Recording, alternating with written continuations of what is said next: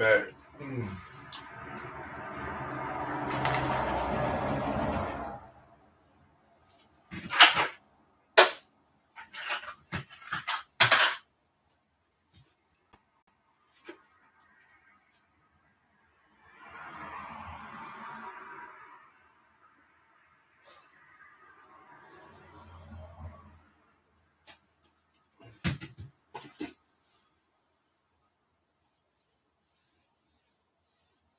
Yeah, so another day, lockdown. This is KIM 13. I don't know what day we're into lockdown. I have no idea. Yeah. Everyone's doing all right.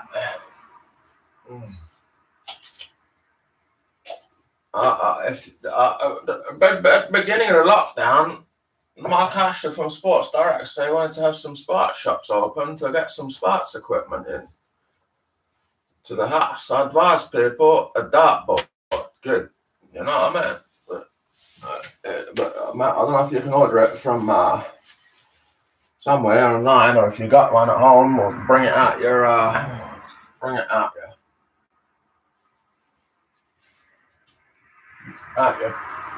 where if you've got one, I don't know. Yeah, dartboard. I've got a few darts in here, a couple. And I like doing one with a right, one with a left, or one with a left, one with a right. Doesn't really matter. Do it either way. It's fun, isn't it? Right? Just keep yourself occupied, you know what I mean? So 12, 0 and 12, you know? And it helps you count, and 3 12s are 36, you know? Oh! So 2 plus a 16. What's that? 2 and 16. All right. Tell me. 2 and a 16.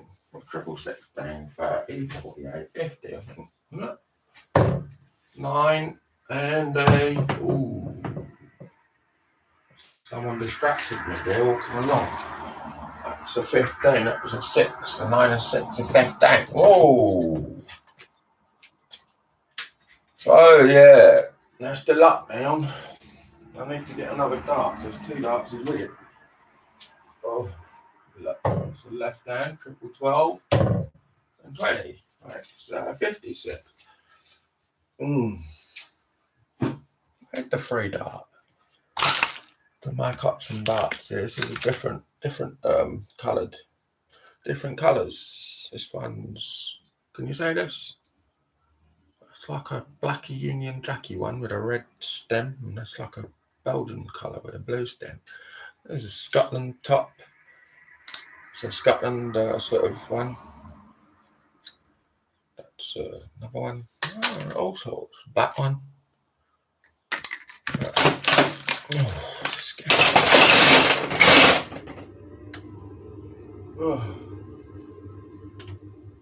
find the other day. Here's a dart. Lottery ticket there, and checked out.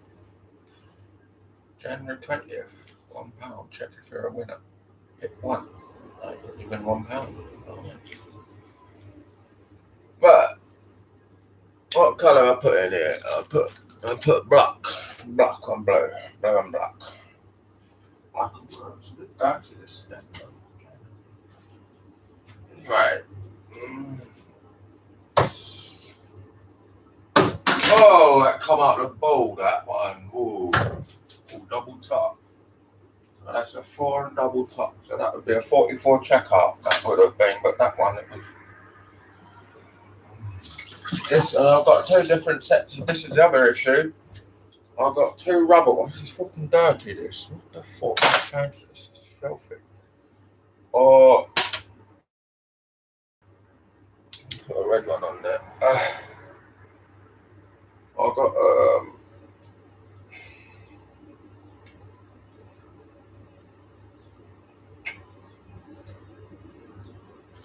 this one, the black ones, they're like rubber coated steel or something, and this one is more like steel or a bit of titanium.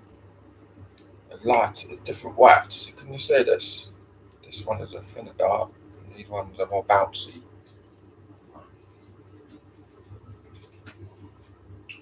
So I can start with this one if I want, 18.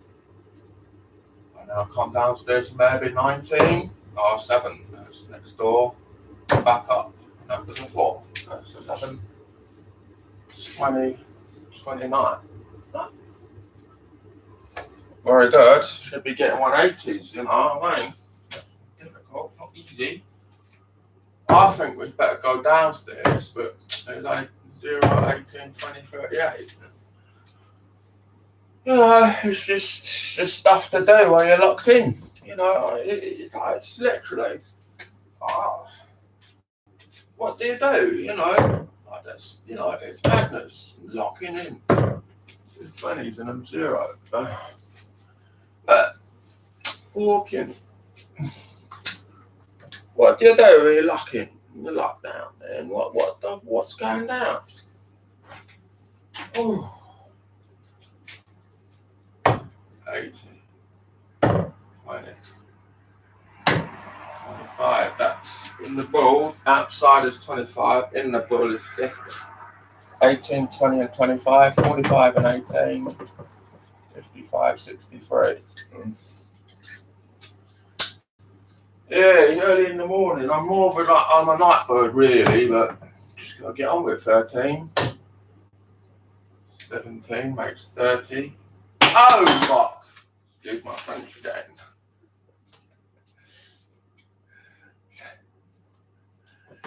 But yeah, this is like a metal dart. I'm best really to do the 2 rubbery steel ones and then the metal one. Very difficult. Oh, that's a 0 right on the. I don't know if you can you see that on the screen there? It's just clipped the top of the 20. Oh, but it's not the right height. That's the other issue. It's again clip the top of the 20 and there's a 1. But anyway, number 1s. Yeah.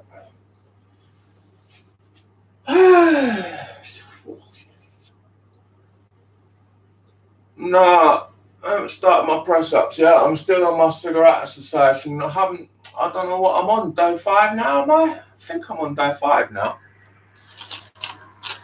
I'm on day 5. Day 5. Yesterday was a 0.5 plus a 0.5 of like a little sort of weedy thing. So I don't know. We'd call that 0.75. So we come down again, maybe 1.75. Now 5, day 5. Nothing so far. You know, it's probably, you know, I've got a book here, James Bond, Casino Royale, and he's smoking 80 a day. What's that? 80 cigarettes a day. I roll.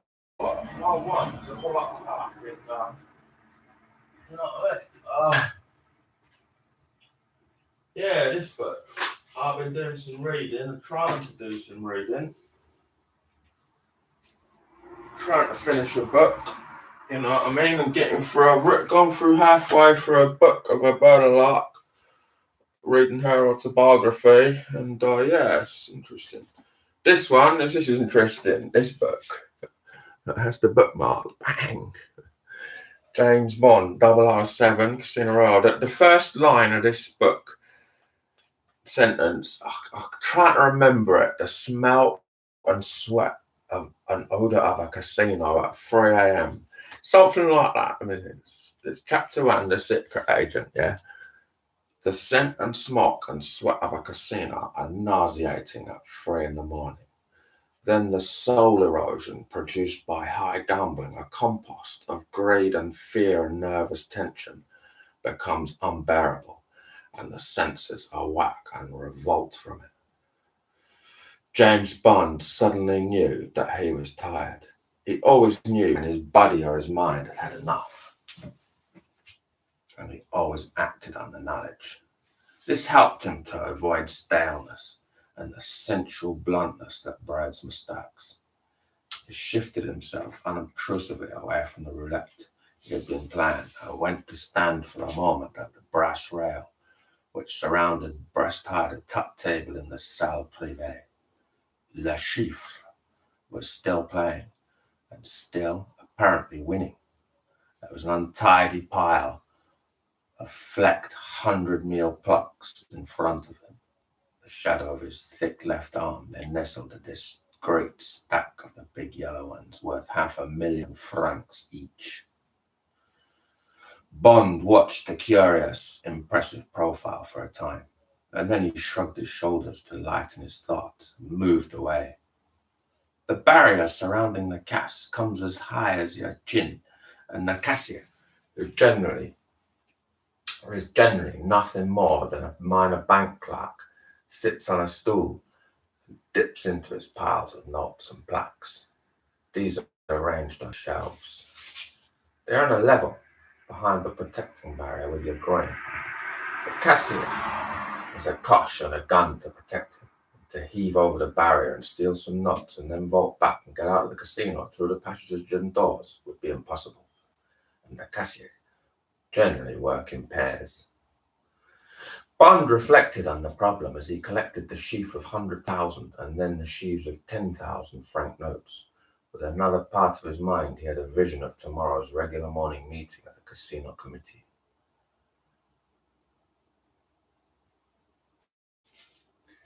Yeah, so that's just the first page basically of that book.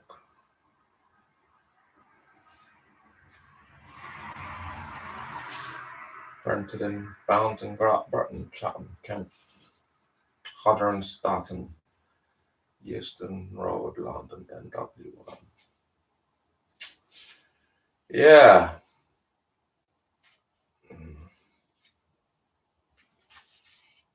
Ian Fleming, born in 1999, educated at Eton.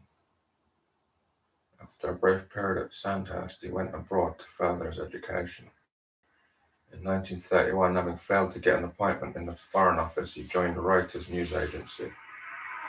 During the Second World War, he was personal assistant to the Director of Naval Intelligence at the Admiralty, rising from the rank of lieutenant to commander. His wartime experiences provided him with a first-hand knowledge of secret operations. After the war, he became foreign manager of Kemsley newspapers and built his house, Goldeneye, Jamaica. There, at the age of 42, he wrote Casino Royale, the first of the James Bond novels. By the time of his death in 1974, Fleming's 14 Bond adventures had sold more than 40 million copies, and the cult of James Bond was internationally established.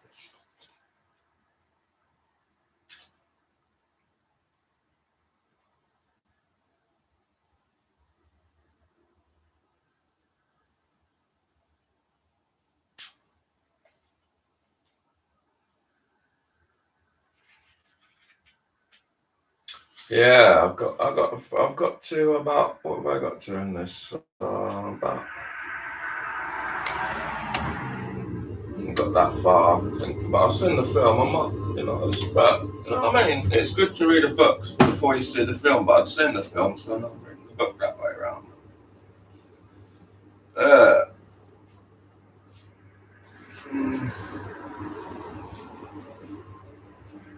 So just keep him busy, you know what I mean? It's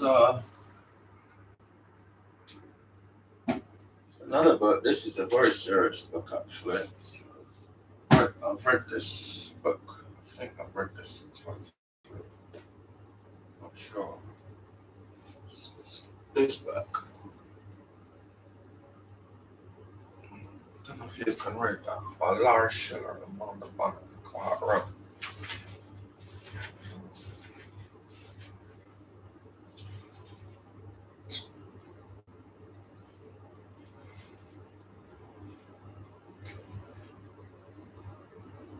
Yeah, the first page of this. Larry, Roscoe, New York, August 1976. It was a hot night in August 1976. Summer. This is still recording. Yeah.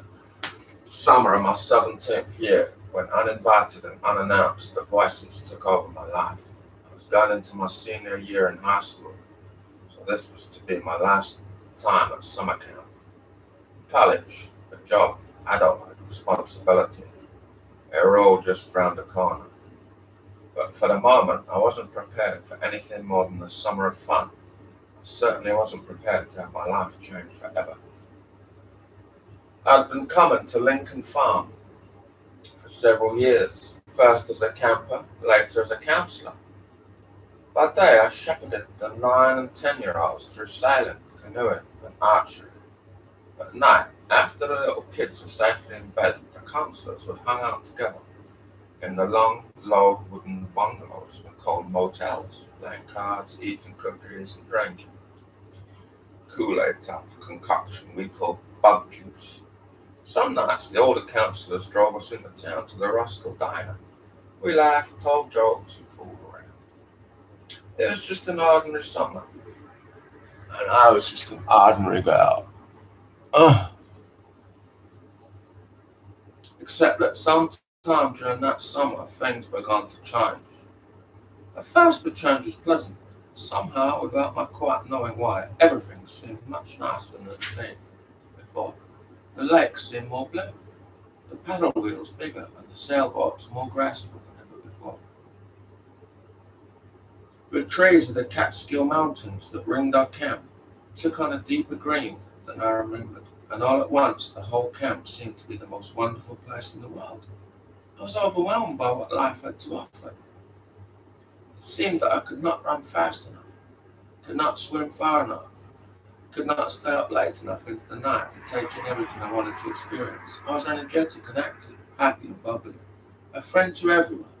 Everything around me was bright, clean and clear. And as for me, it seemed that I too was part of this beauty. I was strong and attractive, powerful and exciting. It seemed that everyone around me had only to look at me to love me the way I loved them.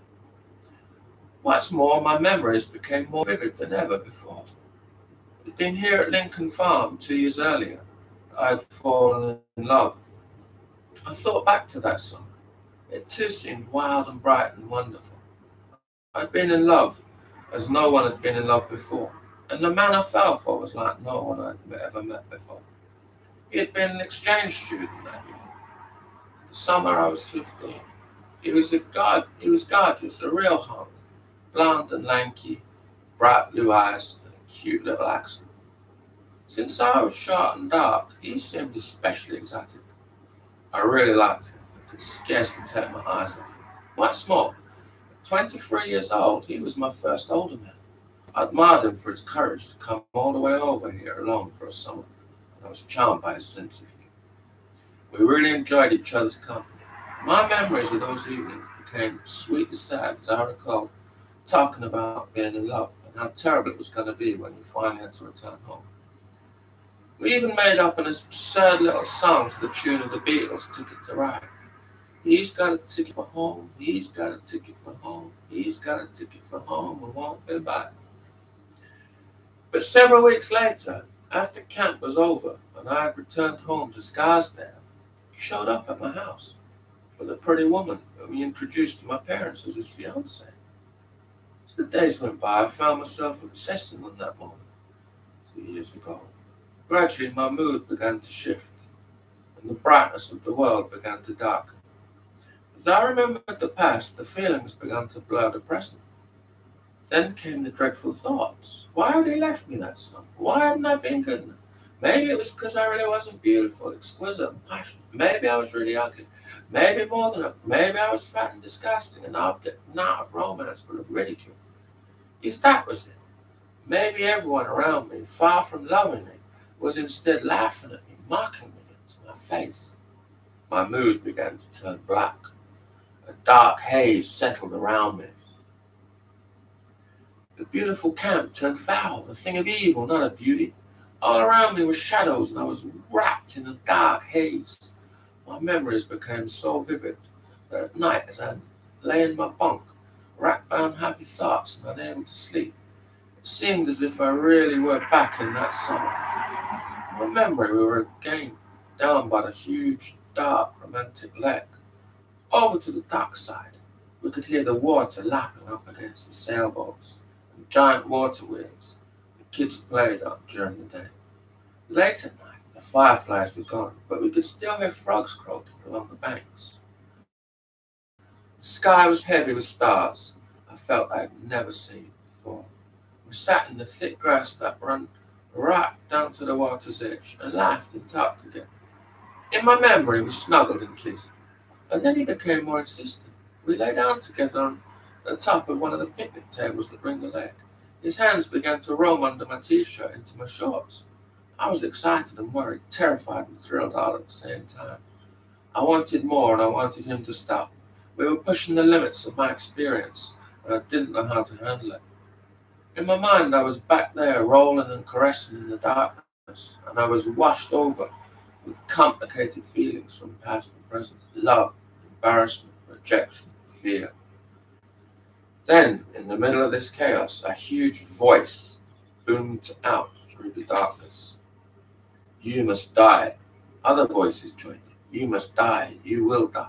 At first, I didn't realize where I was. Was I at the lake? Was I asleep? Was I awake? Then I snapped back to the present. I was here at camp, alone. My summertime fling was long gone, 2 years ago.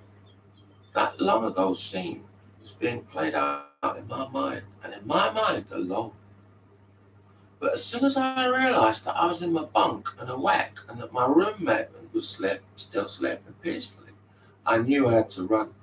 I had to get away from these terrible, evil voices. I leaped from my bed and ran barefoot out into the grass. I had to find some place to hide.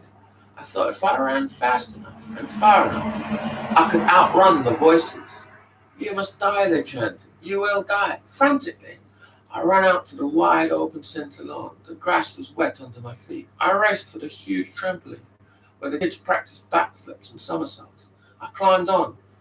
My head was filled with wild, strange thoughts. If I could jump fast enough and high enough, I thought, perhaps I could jump the voices away. So I jumped and I jumped, all the while hearing the tormented voices ringing in my ears. You must die, you will die. I jumped for hours till I began to see the sun peeking over the hills. I jumped until I was out of breath, exhausted. I jumped until I really was ready to die. Yet still they continued commanding me, pounding into my head. They began to curse and revile me. You hard bitch who isn't worth a piece of crap, they yelled at me. I tried to answer them to make them stop. It's not true, I pleaded. Leave me alone, it's not true. Eventually, both I and the voices collapsed from exhaustion.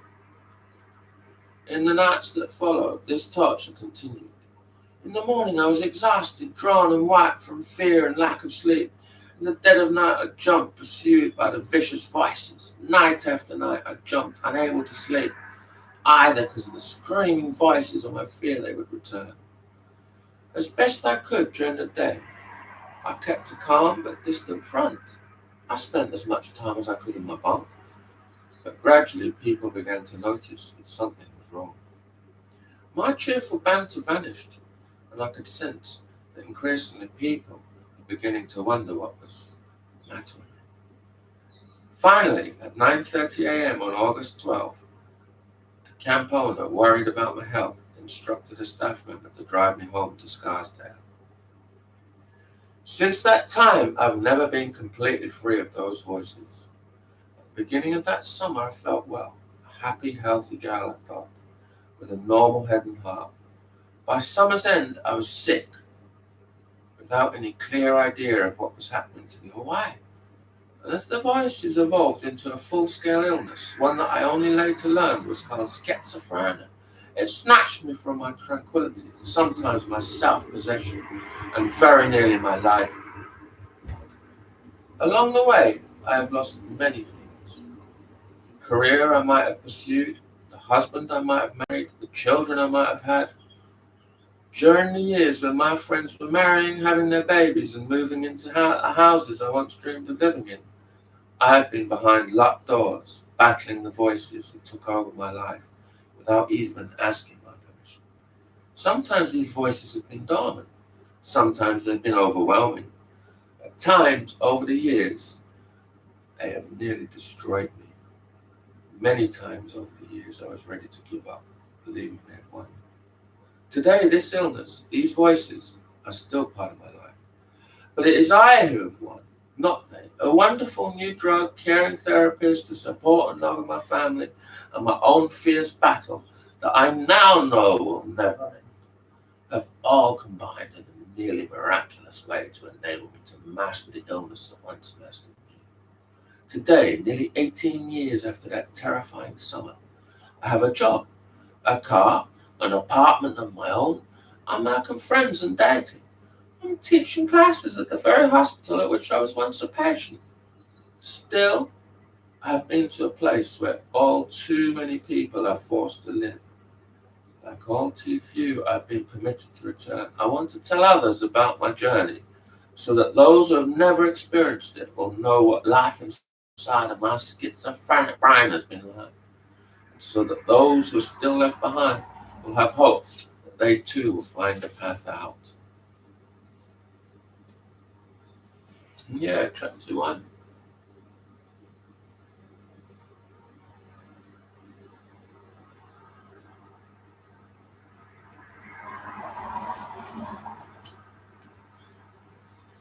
Yeah.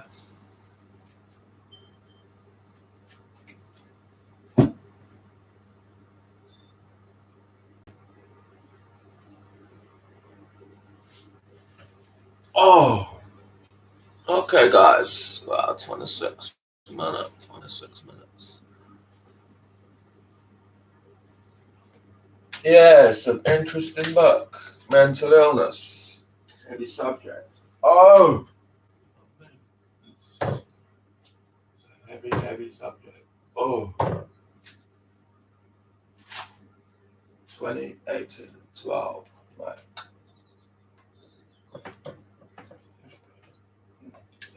oh.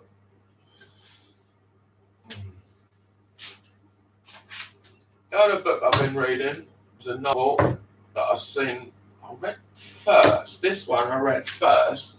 It's 1, 1, 18. This one I read first. It's a Scottish book from the East Coast, Scotland, Edinburgh. The East Coast, Edinburgh. However you want to say it. East Coast. Oh, 001. Anyway, 10010. Anyway, yeah, this book. It's a different. This is a newer. This is a free. This was free from with a magazine, Esquire magazine, free that book. And I read this. I read it. He's written about 5 books, 4 or 5. Read most of them. Acid House, Marble Stalk Nightmare, Ecstasy, Filth, Glue, Porno. Drama, you'll have had your whole, which, if anyone. Screenplay, The Acid House. Yeah, but this was his first book. And, copyright 1993. So yeah, I'll read a bit of this to you. I've read this a few times, at least once or twice, and I started again. This is probably my 3rd time. I've seen the film 2 or 3 times. I've got it here on video, but it stutters. You know what I mean? But it's a heavy subject as well. It's heavy as well, but it's a bit more humorous as well. There's humor in it, but it's heavy. But you know, what can you do? What can you say? It's heavy. You know, life can be heavy. You know, life can be heavy. You know?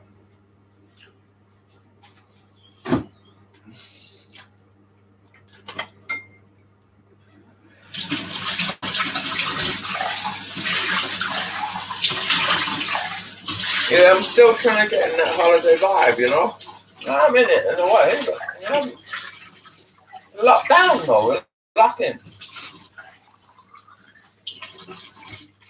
I didn't get down to the batch yesterday. You know what I mean? I meant to. I don't know, man.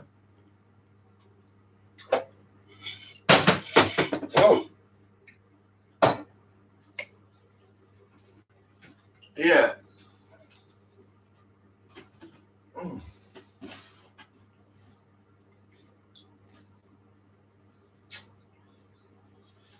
So this starts like this.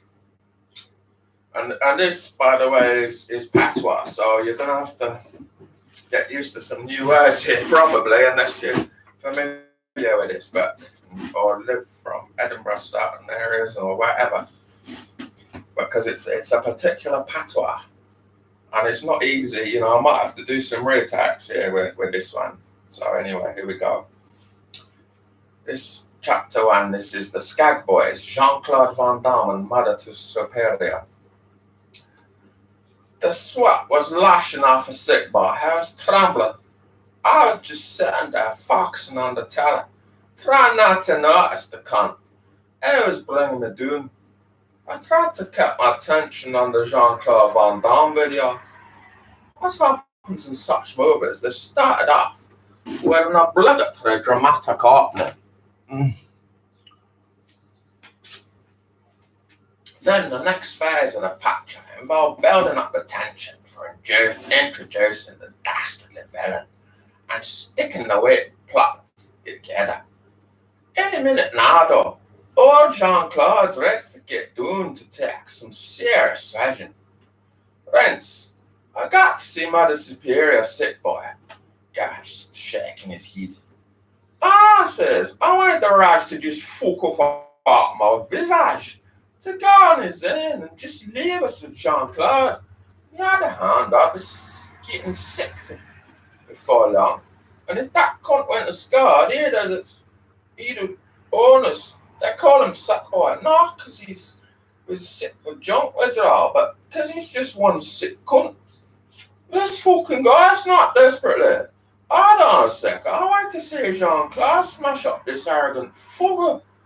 If we went now, I wouldn't get to wash it. I'd be 2 foot by the time we got back. In any case, it'll probably be a few days later.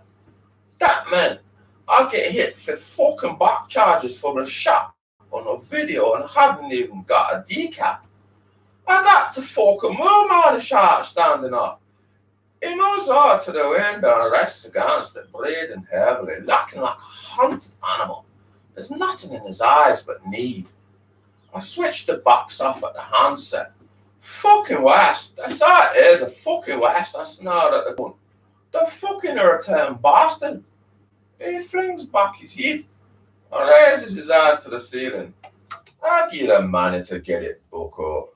Is that all you fucking moosey faced about 50 measly fucking pence? Up to this. This cunt had a way of making you feel a real petty, trivial bastard. That's not the fucking point, I says, but without conviction. Aye, the point is, I'm really fucking suffering here. And my so-called mate's dragging his feet deliberately, loving every fucking minute of it. His eyes seem the size of feathers, and look hostile, yet pleading at the same time, poignant testimonies to my supposed betrayal. If I ever live long enough to have a bright band, I hope it never looks at us like sick boy does. The cunt is irresistible on this phone. How isn't he? I protested. Fling your fucking jacket on, well, let the fetter walk. There were no taxis. You only congregated here when you didn't need them. Supposed to be August, but I'm fucking freezing my balls off here. I'm not sick yet, but it's in the fucking post, that's for sure. Supposed to be a rank. Supposed to be a fucking taxi rank. Never fucking get one in the summer. Up cruising fat festival cunts, too fucking lazy to walk 100 fucking yards from one poxy child to another for their fucking shop. Taxi drivers, money-grabbing bastards. Sick boy muttered deliriously and breathlessly to himself, eyes bulging and sinews in his neck, straining as his heat craned up Leith Walk. At last one came.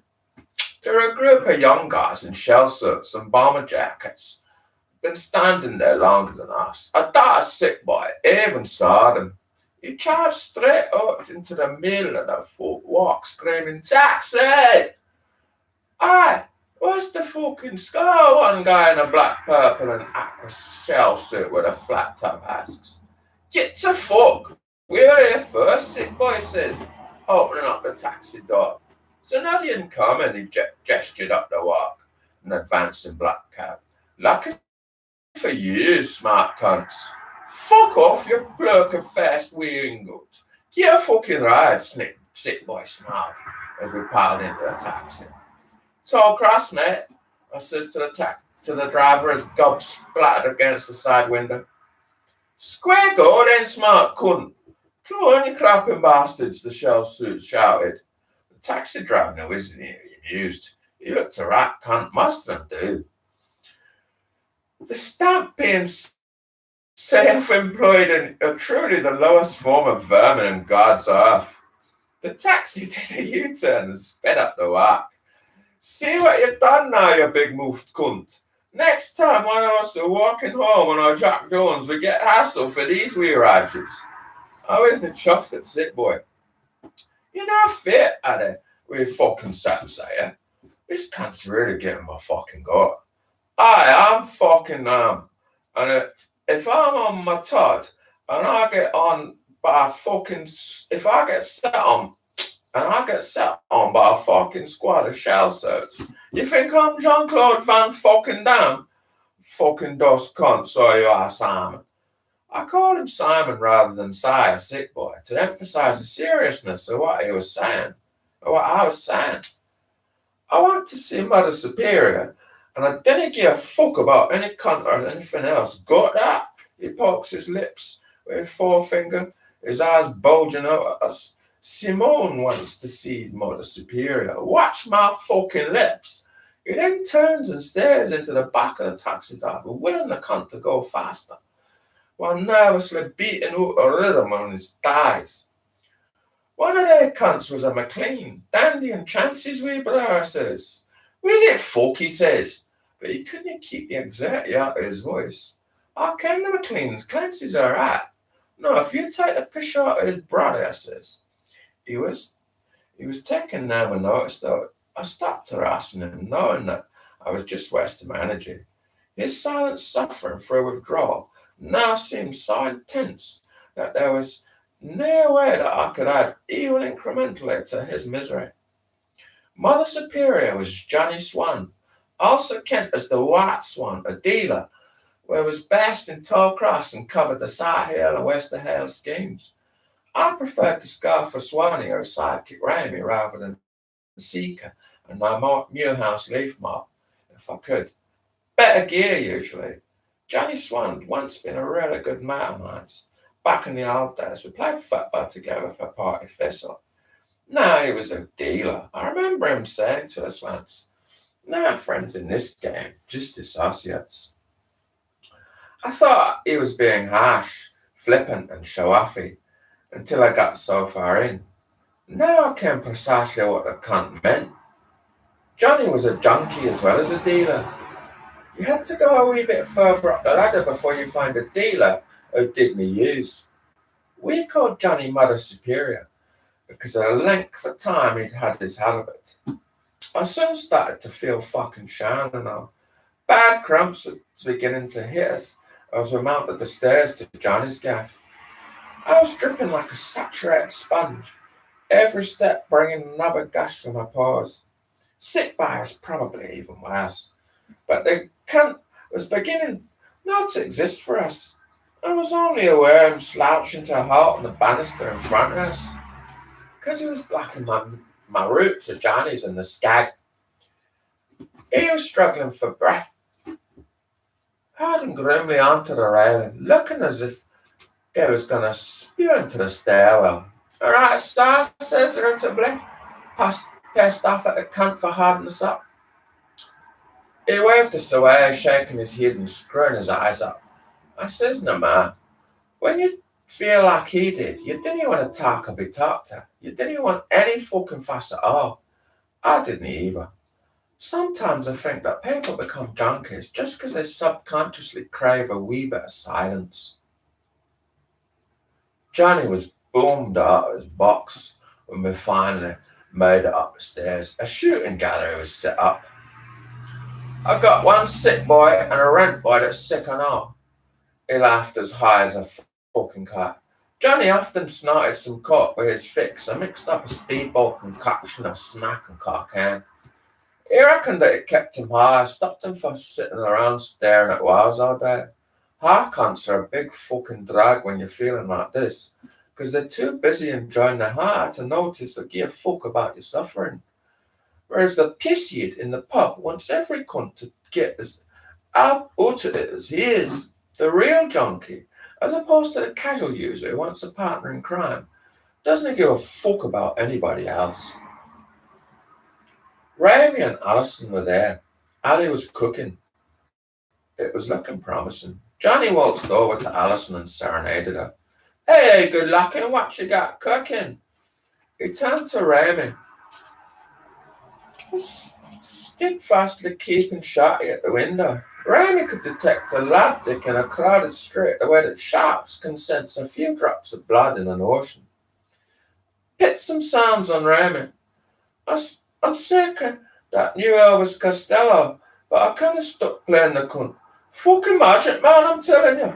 A double-ended jack plug to the south of Waterloo, Ramy says. The cunt that come up, irrelevant, nonsensical shot which fucked up your brains with you were sick of trying to scoff her in. I'm sick of this guy. I was so surprised us that Ramy was into smack in such a big way. Ramy was a bit like my mate Spud. I'd always regarded them as classic acid hits by temperament. Sick Boy had a theory that Spud and Ramy were the same person, but they looked fuck all like each other, purely because they never seemed to be seen together, despite moving in the same circles. The bad taste bastard breaks the junkie's golden rule by putting on heroin, the version of Leroy's rock and roll animal, which, if anything, is more painful to listen to when you're sick than the original version on the Velvet Underground and Nico. Mind you, at least this version doesn't have John Cale screeching Viola Passage on it. I couldn't have handled that. Oh, fuck off, Ramy Alishar. Stick in the book, go with the flow, shake it down, baby. Shake it down, honey, cook straight, spoke straight, where old dead white meat eat the bait. Ramy burst into an impromptu rap, shaking his ass and rolling his eyes. He then bent down in front of Sick Boy and strategically placed himself beside Ali, never taking his eyes off the contents of the spoon she heated over a candle. Ramy pulled Sick Boy's face to him and kissed him hard on the lips. Sick Boy pushed him away, trembling. Fuck off, those cunt. Johnny and Ali laughed loudly. I would have known had I not felt that each bone in my body was simultaneously being crushed in a vice and set about with a blunt hacksaw. Sick Boy tourniqueted Ali above her elbow, obviously staking his place in the queue, and tapped up a vein on her thin ash-white arm. Want me to do it? He asked. Want me to do it? She nodded. He drops a cotton ball into the spoon and blows on it, before sucking up about 5 mils through the needle into the barrel of that syringe. He's got a fucking huge blue vein tapped up, which seems to be almost coming through Ali's arm. He pierces her flesh and injects a wee bit slowly, before sucking blood back into the chamber. Her lips are quivering as she gazes pleading at him for a second or two. Sick Boy's face looks ugly, leering and reptilian, before he slams the cocktail towards her brain. She pulls back her head, shuts her eyes and opens her mouth, giving out an orgasmic groan. Sick Boy's eyes are now innocent and full of wonder. His expression like a bairn that's come through on Christmas morning to a pile of gift-wrapped presents stacked under the tree. They both look strangely beautiful and pure in the flickering candlelight. That bets any meat injection. That beats any fucking cock. Wow, Daddy gasps. Is it completely serious? It unnerves us to the extent that I feel my hand genitals through my trousers to see if they're still there. Touching myself like that makes us feel queasy, though. Johnny hands Sick Boy his works. You got a shot, but only if you use this gear. We're playing trust games the days, man, but he wasn't joking. Sick Boy shakes his head. I don't share needles or syringes. I got my arm wax here. Now that's not very social. Rents, Remy, Ali, what do you think of that? You're trying to insinuate that the white swan, the mother superior, has blood infected by the human immunodeficiency virus. My finer feelings are hurt. All I can say is no sharing, no shooting. He gives an exaggerated smile, exposing a row of bad teeth. To me, that wasn't a Johnny Swan talking. No, Swanee. No fucking way. Some malicious demon had invaded his body and poisoned his mind. This character was a million miles away from a gentle joker I once knew as Johnny Swan. A nice laddie, everybody says, including my own ma. Johnny Swan so into football, so easygoing. He was got on with washing the straps after the fives at Meadowbank and never ever complained. I was shouting it that I wouldn't get a shot here. Fuck's sakes, Johnny, listen to yourself. Get a fucking grip. I've got the fucking air easy. I pulled some notes out of my pocket. Whether it was through guilt or the prospect of cash, the old Johnny Swan briefly reappeared. They get all serious on us. I'm only fucking joking, boys. You think that the white swan would hold out on his muckers? On his go, my man, you wise men. Hygiene's important, he stated wistfully. Can we Gogsy? He's got AIDS now. Jen up, I asked. There was always rumours about what was HIV and what wasn't it? What wasn't it? I usually just ignored them. Thing is, a few people have been saying that about with Gogsy. Too right, he's not got the full AIDS like, but he's tested positive. Still, as I says to him, it's not the end of the world, Gogsy. You can learn to live with a virus. Tons of constant without any hassle at all. Could be fucking years before you get sick. I told him, any cunt without the virus could get run over and I'm on. That's the way you have to look at it. Can he just cancel the gig? The show must go on. It's easy to be philosophical when some other cunt's got shot for blood. Anyway, Johnny even helped Sick Boy to cook up and shoot home. Just as Sick Boy was about to scream, he spiked the vein, drew some blood back into the barrel, and fired the life-giving and life-taking elixir home. Sick Boy hugged Swanee tightly, and he eased off, keeping his arms around him. They were relaxed, like lovers in a post-coital embrace. It was now Sick Boy's turn to serenade Johnny. Swanee, how I love you, my dear old Swanee. The advice a few minutes ago when our soulmates. I went to take a shot. It took us ages to find a good van. My boys don't live as close to the surface as most people's. When it came, I savoured the hit, and it was right. Take your best orgasm. Multiply the feeling by 20. You're still fucking miles off the pace. My dry, cracking bones are soothed and liquefied by my beautiful heroine's tender caresses. The earth moved, and it's still moving. Alison is telling us that I should go and see Kelly, who's apparently been really depressed since she had the abortion. Although her tone's not really judgmental, she talks as if I had something to do with Kelly's pregnancy and its subsequent termination. How should I go and see her? It's got nothing to do with me, I says defensively. Yeah, friendly, you know. Tempted to quote Johnny and say that we're all acquaintances now. Sounds good in my head. We're all acquaintances now. It seems to go beyond our personal junk circumstances. A brilliant metaphor for our times. I resist the temptation. Instead, I content myself with making the point that we were all Kenneth's friends and questioning why I should be singled out for visiting duties. Fuck's sake, Mark! You can't she's really into you. Kelly, what the fuck I say? Surprised, intrigued, and more than a wee bit embarrassed. If this is true, I'm a blind and stupid arsehole. Of course she is. She told us tons of times. She was always on about you. It's Mark this, Mark that. Hardly anybody calls us Mark. It's usually Rents or worse, the rent boy. That's fucking awful getting called that. I try not to Surely it bugs me. Bugs because that only encourages can't smile. Sick boy's been listening in. I turned to him. You reckon that right? It's right. Carol's got a thing about us. Every cunt under the sun kens that she's got a hot sphere. It's not exactly a well-kept secret. I can't understand her, mind you. She wants her fucking head examined. Thanks for telling us then, cunt.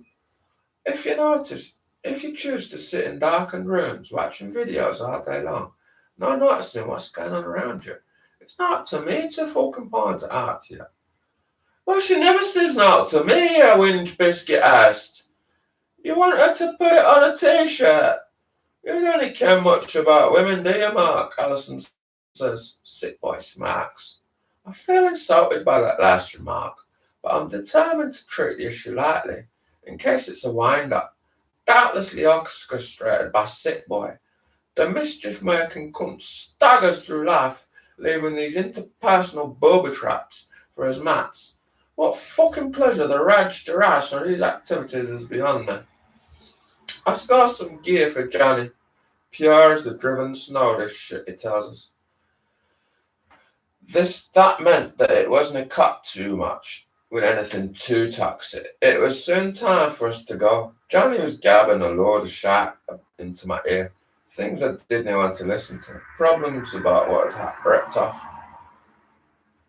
Problems about word ripped off weird tales of schemes vigilantes making every cunt's life a misery with their anti-drug hysteria. He was also babbling on about his own life in a modern sort of way and spouting fantasies about how he was going to get himself straight up and out, take off the Thailand with the women. You knew who to treat a guardian, where you could live like a king if you had a white skin and a few crisp tenors in your pocket. He actually says things a lot worse than that, a lot more criminal and exploitative. I tell myself that's the evil spirit talking again, not a white swan. Or was it? Who knows? Who the fuck cares? Alison and Sick Boy have been exchanging terse sentences, sounding like they were arranging another skag deal. Then they got up and trooped out of the room together. They looked bored and passionless. But when they didn't come back, I knew that they'd been shagging in the bedroom. It seemed for women that fucking was just something that you did with Sick Boy, like talking or drinking tea with other punters. Raby was drawing with crayons on the wall. He was in a world of his own, an arrangement which suited himself and every other cunt. I thought about what Alison had said. Kelly had just had the abortion last week.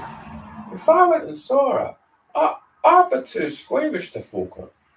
Assuming that she'd want us to. Surely though there would still be something there, guns, bits of the thing, or even a sort of around I'd probably been fucking daft. Alison was right. I didn't know much about women. I didn't really know much about anything. Kelly stays at the Inch, which is difficult to get to by bus, and I'm now too skint for a taxi. Maybe you can get to the Inch by bus to here, but I don't care which one goes. The truth of the matter is, I'm a bit too scaggy-eyed to fuck and a bit too fucked to just talk. And number 10 comes, and I jump on it back to Leaf and Jean-Claude Van Damme. Throughout the journey, I gleefully anticipate the stomping he's going to get that smart cunt.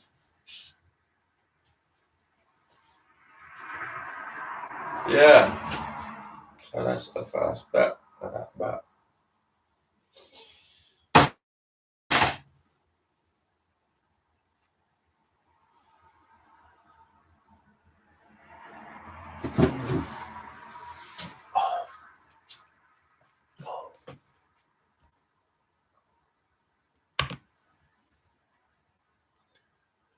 $54 minutes. 54 minutes. It's still got 54 minutes. Yeah. So this looks like it's going to be sunny today. Well, it's sunny now, so presumably it'll be sunny today at some point. Maybe might start pouring thunderstorm, who knows? It's walking country, you never know. Right.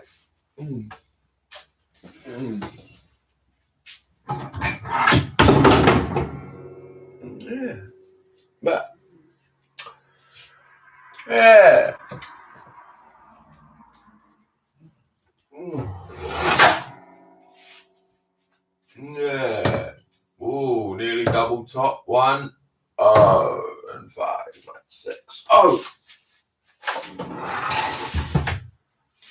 So,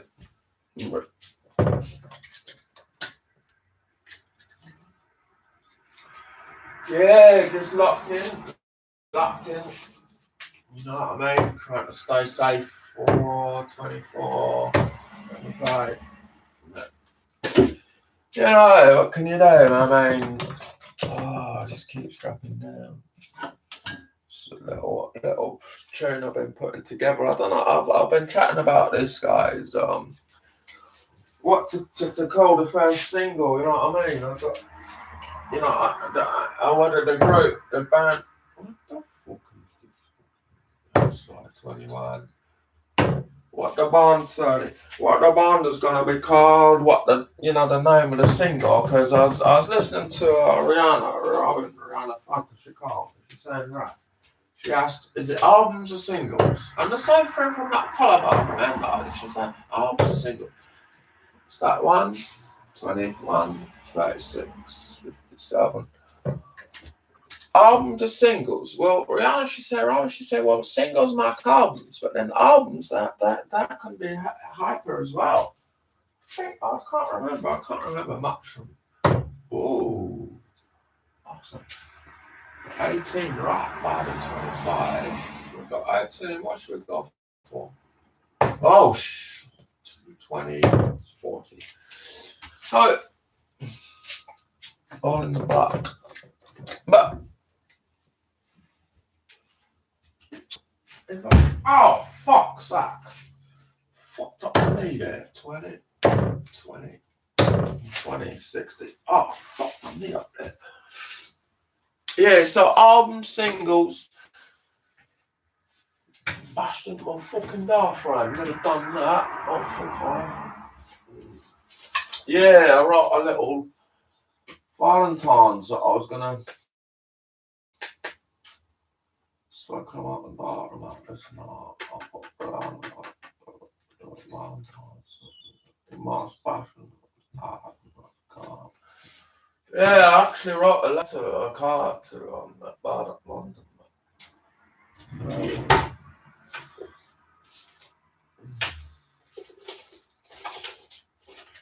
Yeah, this lockdown, it's going on and on now, and they're talking about the oldies, so like people over 75 or over 65, I have no idea how old they got to be.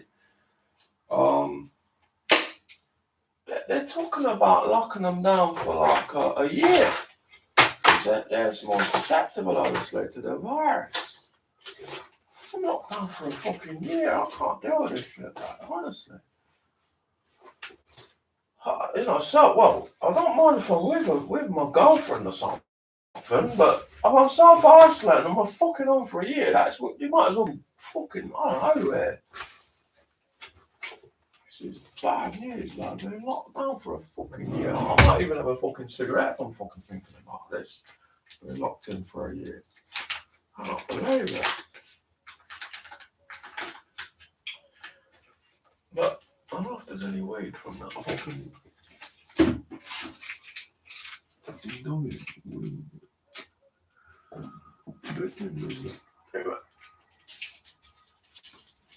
Just have half a cigarette. I don't know. I want a bit of a fucking hit, you know what I mean? But I want to have a chat now. 0.5, we're trying to do 0.4 something. A 0.4 hit. Got to cut down. October, I want to be finished, but it could even be next year. But I want to do 90 days, a 90-day program. You can relapse, you can go back. This happened, you know. I might for a thin cigarette anyway, and I put it in like a weed pouch. And it is 420 today, so I try and think this is like a joint or something, you know what I mean? And I was going out to Romanian bars, and I've probably mentioned this before on my vlogs, and they're saying, she's saying, what I'm saying is, it's a moment in the day when you have a cigarette. It's just nice. But you just sort of sit down, and no one says a word to you. You just smoke your cigarette. and it's your me time. But it's bad for you. Obviously, it's unhealthy, but it's your me time. You know what I mean? It's even if you just do it once a day, it's probably, worse things in the world than obviously there is. I mean, crack and smack and all this fucking alcohol. I was with a mate of mine in certain bar called Tommy. I was tweeting him, Unbroken Genius or something like that. I know it's a Welcome Genius. Anyway, he came out with a classic. They're going about gateway drugs, yeah. Gateway drugs, fucking weed leads to coke, leads to smack. The biggest gateway drug he put alcohol, and it's true. You're drinking alcohol, which is a depressant as well. It's all right in moderation, beer and a spirit or two. But like that book I just read just now about the transpotting. So we're still live now. Yeah, we've gone over an hour now. What I'm saying is that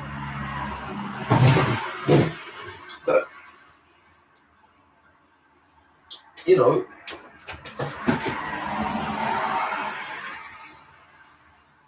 the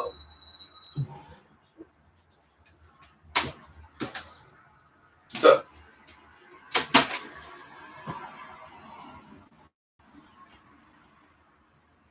like the transpotting thing.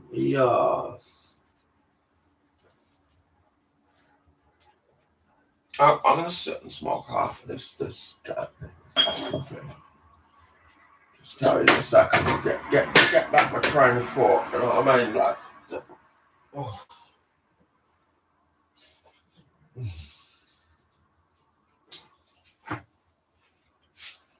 Oh.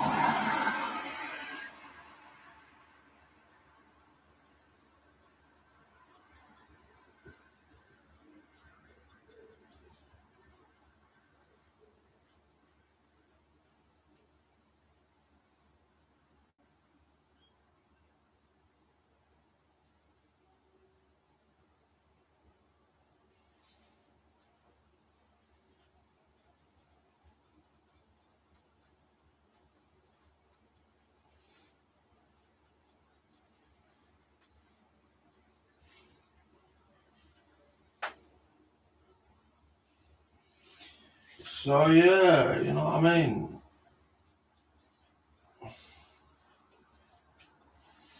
But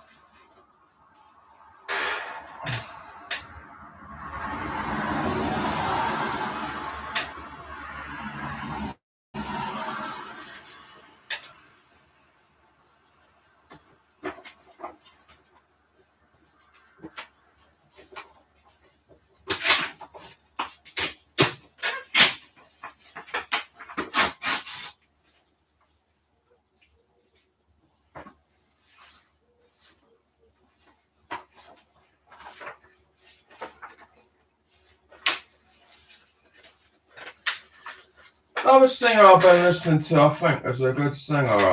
Talking about music now, because I'm into music, obviously. Ellie Goulding, I think she come from relatively humble background. Not really sure. I don't really like to look into the personal lives of people that much. I do. It's interesting. I listen to desert artists. What they say, I like to hear what they're saying face to face, but not what the media is saying about them. You know what I mean? It's like the media, they distort it to sell their papers, and they just say anything basically what they want to say in papers. Certain papers have a bit more ethics, obviously. But others are just, well, they call it the scum, you know, that one. But I sometimes used to buy it actually recently. I had it because it changed it as a woman editor, and they changed their philosophy a bit, but still, I think that I like. If I was going to get red top, well, it would probably even be the fucking Star. All that's fucking bullshit. The Mirror's bullshit, probably. We have them red tops in this round here, the column, but I don't really like them papers. I like the other. The I read is good. That's alright. Guardian is alright. Even the Telegraph was interesting, but it's a bit of a Tory rag, you know, obviously, but it's got facts in there. The Times, another Murdoch paper, it used to be, I don't know if it is now, I don't know. He's an Australian empire. I don't really like him. But he's money. And he's very much right wing politics in a way.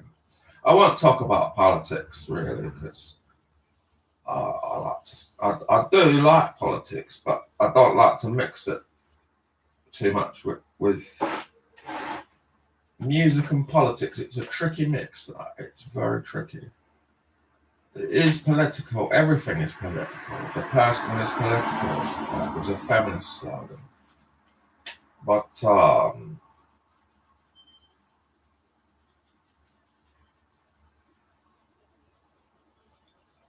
no.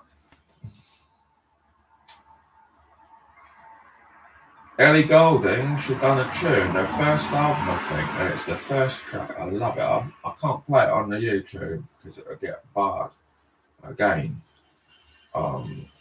It goes something like we got our guns, we got our horses, scratching, and then she done more. That's not really worked that well known that track. I know it a lot because I used to play it a lot. I still play it. And she come London, I think, to make a career, fortune, or whatever. No, she didn't come for fortune, fame, and that. But no, but she's a singer. I think so.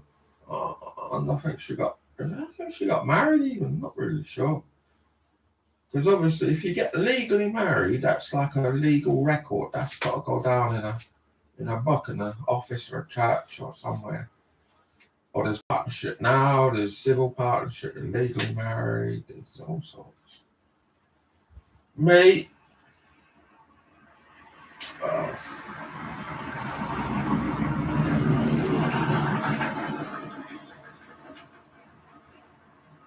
we'll see.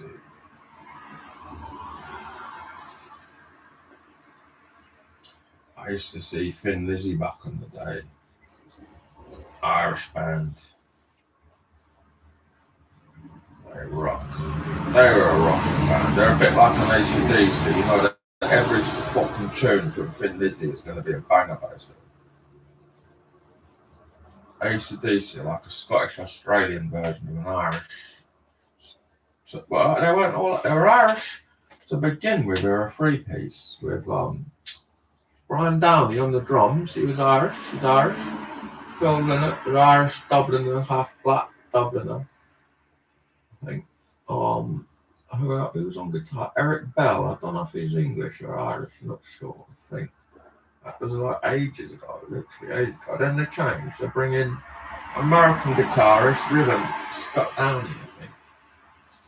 That became a four-piece, but then they changed the guitarist to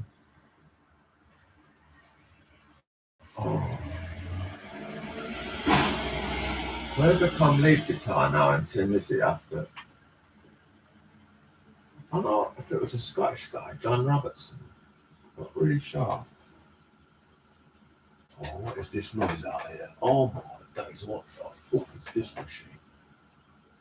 Some weird fucking diesel fucking machine that's annoying me now. That is going to be noisy. There's going to be massive noise today from that machine. I can see it, some tree masher. Anyway,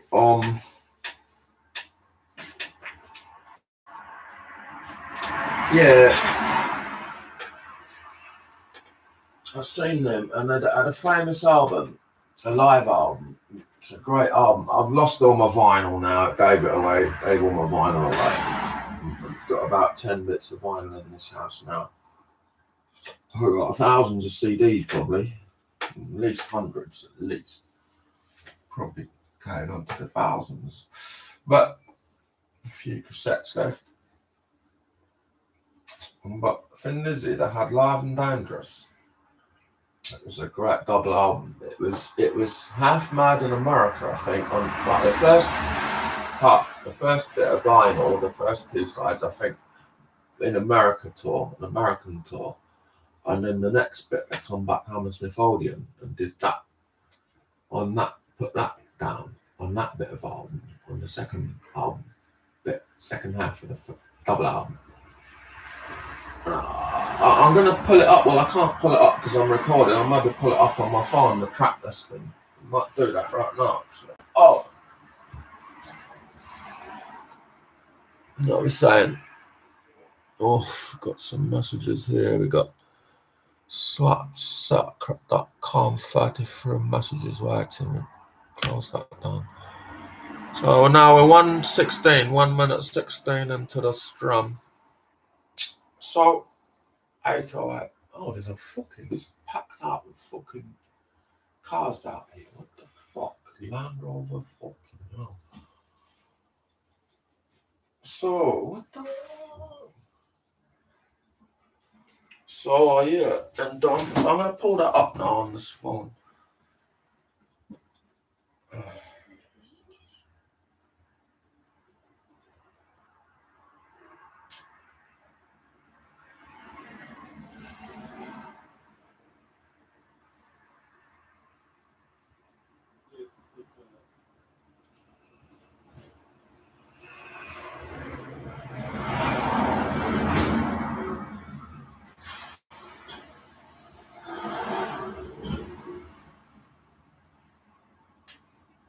No, it's not getting pulled up. I can't pull this up on this phone to try and remember it.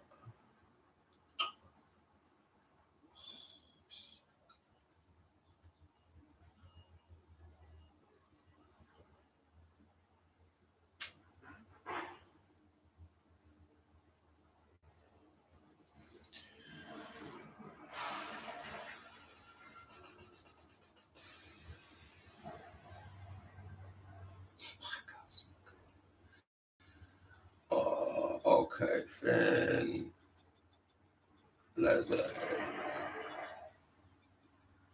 live and dangerous.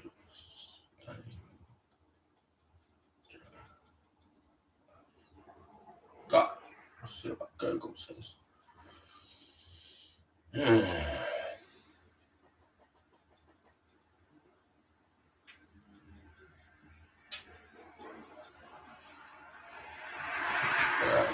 Connect today. It's a very bad connection on this phone. If I plug it in, it might be better. Let's have a look.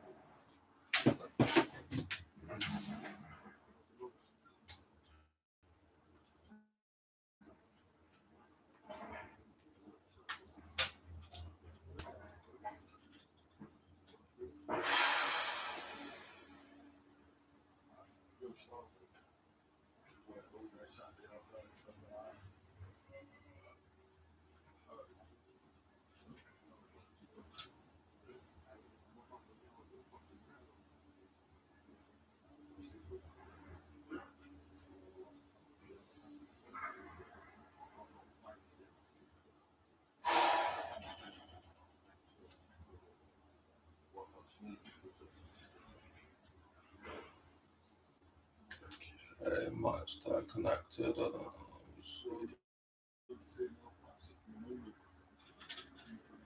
Oh,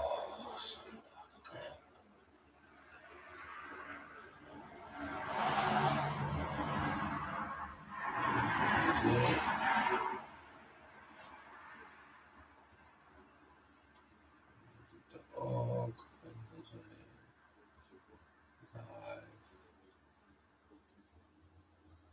Then Lizzie Live and Dangerous live albums and the songs that we got. Only 50 minutes. This is a double album. Only 50 minutes. It's hard to believe.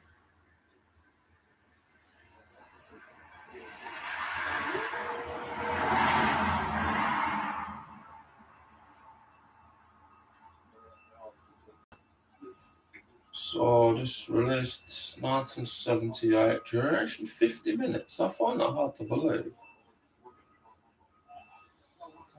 Oh, let's have a look. No, it's a great album. They even have snippets of it on there. The YouTube. I don't know if it'll pull it up on there, but the YouTube will ban it. I'll play a YouTube video and the YouTube people will ban it.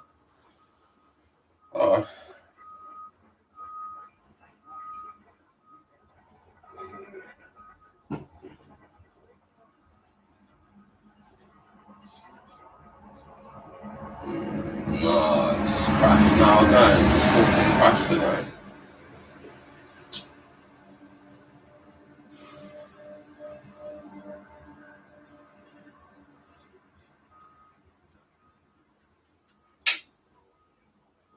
Oh, there we go. There's the track listing. Okay, right. This is track listing. Let me see. Why are we not now? This is one R21 in, yeah. This is track listing. Right. Number 1, Jailbreak. Number 2, Emerald. Number 3, Southbound. Number 4, Rosalie, Cargo Song. Number 5, Dancing in the Moonlight. Number 6, Massacre. Number 7, Still in Love with You. Number 8, Johnny the Fox Mix, Jimmy the Weird. Number 9, Cowboy Song. Number 10, The Boys Are Back in Town. Number 11, Don't Believe a Word. Number 12, Warriors. Oh, shouting outside is distracting. Oh, no, we lost the connection.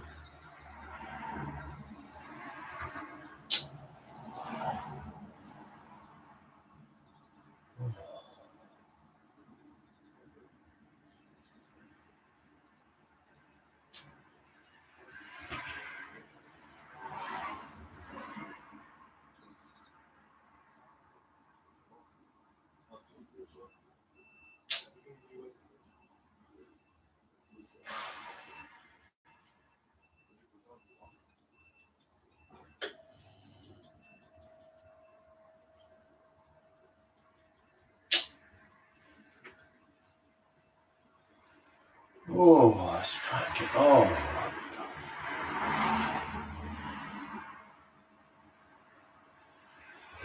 Okay. Oh, no, it's that noise outside. It's fucking bogging me. That fucking car. You fucking all the time. Oh, we got right. 13, Are You Ready? 14, Suicide. 15, Shalala. 16, Baby Drives Me Crazy. I swear this is more than 50 minutes. 17, Naraka. Oh, yeah. That's their most famous tune, probably. The Boys Are Back in Town. They didn't play Whiskey in the Jar on that album. That's another famous one. Did they?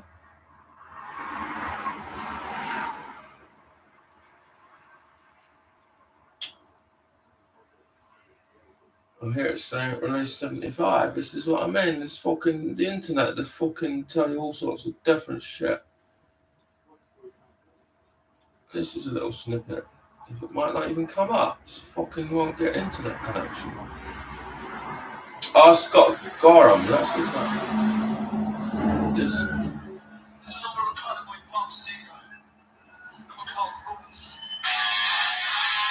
Yeah, this is a banger, isn't it? The cowgirl song.